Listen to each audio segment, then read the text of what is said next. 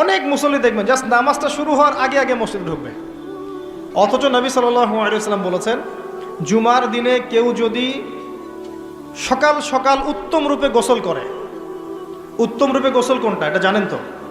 আমরা ফরজ গোসল যেমন করে করি এটা সর্বোত্তম গোসল। আপনি সবচেয়ে সেরা সুন্দর পোশাকটা পরেন, আগে উত্তম রূপে গোসল করেন, আতর খুশবু ব্যবহার করেন, ব্যবহার করে আপনি খুতবা শুরু হওয়ার আগেই,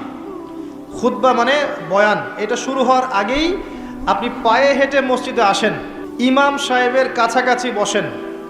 এবং মনোযোগের সাথে তার খুতবা শোনেন, কাউকে কষ্ট না দেন,